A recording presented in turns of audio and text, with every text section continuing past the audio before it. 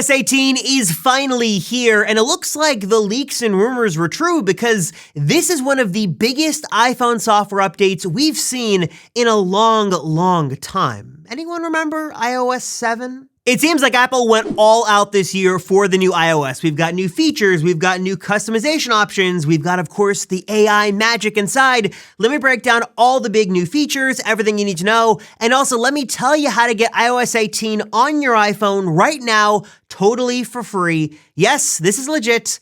Let me show you how to do it. So just like the opening intro to this year's event, Apple was flying through a lot of sort of what we expected to be bigger iOS 18 updates, and most of these things are pretty good, so let me give you the highlights of the big stuff and the features you're probably gonna actually care about. One of the big rumors that has been confirmed is that Apple is focusing heavily this year on customization. Lots of new areas here for customization all over the iPhone. For example, your home screen, you now can get this Move app icons anywhere around the screen you'd like. That's super cool. There's also a new dark mode setting that's gonna turn all the apps dark, as well as you're able to sort of pop into an additional settings menu and add sort of a colored tint to your icons as well. Sort of going back to like the days of like icon packs almost. If you want everything to have a similar theme, you can now do that in iOS 18. Control Center is also getting a pretty nice revamp. Seems to be a little bit more Vision OS-esque here, a little bit of a refined design.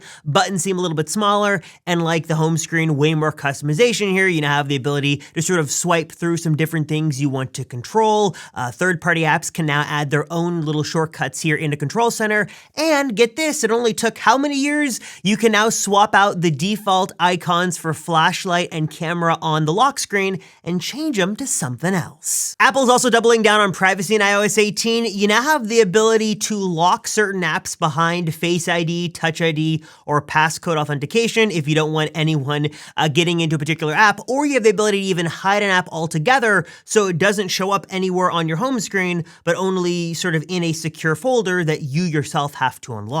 Messages also getting some nice updates here. You have the ability to tap back with any emoji you want, which is sort of cool. There's some new text effects, and another feature coming late, but better late than ever, is the ability to schedule send a message, which is really cool. Also, satellite message support. Not sure if this is for emergency purposes or not, but it is here for SMS or iMessage via the SOS satellite mode on iPhone 14 or newer. You've got some refinements to the Mail app, to the Maps app, to the Wallet app, and the Photos app got its biggest redesign ever according to Apple. Again, looks more refined. Apple's using some intelligence here to give you some better suggestions. You can better categorize things.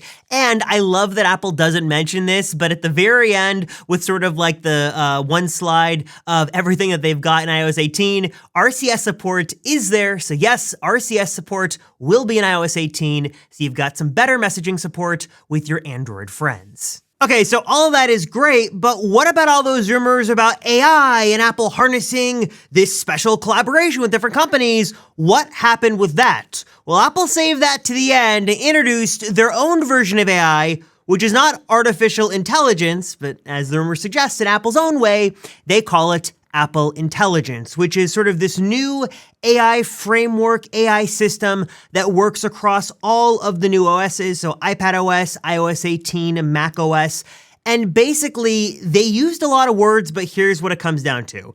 It's basically an overhaul of AI across Apple devices, and they're doing it in a way that is personal, so it understands you and sort of your friends and family and context, but also it's private, way more safe and secure than other large language models online, which also can be very long. And Apple's gonna do this by kind of a combination of special silicon cloud computing with Apple Silicon, and also a lot of stuff done on device as well. So Apple's gonna intelligently move that stuff around, and of course, keeping everything fluid, safe, secure, and private, so you're not handing your information over to some random web server online. Okay, so Apple used a lot of words to describe this and a lot of different terms, but what does this actually mean and how does it work? Well, let me use Siri as an example here. Even Apple admitted this is a new era for Siri. This is a major overhaul, and Siri is getting a total redesign, not just with the icon and the interface and how it sort of glows around the display, but but also it's like harnessing the power of modern AI tools so you can naturally talk to it. It's contextually aware, and again, it personally knows you, and it knows your contacts and files and stuff like that, so you can say, hey, pull up that podcast my mom recommended to me, or pull up photos and me and this person at Apple Park with that shirt.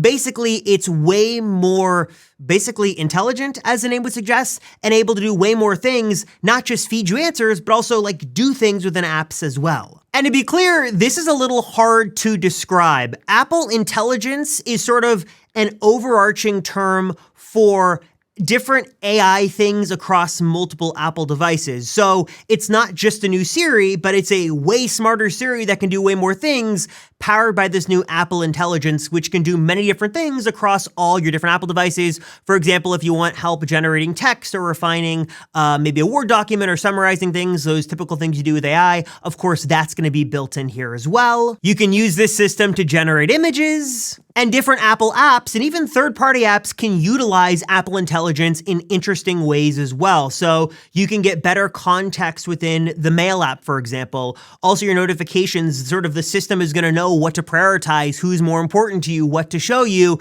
It's some really, really interesting, and quite frankly, according to the demos, they are pretty compelling use cases here that maybe suggests, and I'm gonna say maybe here because I haven't tried this, that Apple being super late to the game on this might not have been a bad thing, because if the demos are true to life and all of this Apple Intelligence works as the demo suggests they do, they can pull this off. This could be a really big deal and really can change the way we use our iPhones, iPads, Macs, Vision Pros.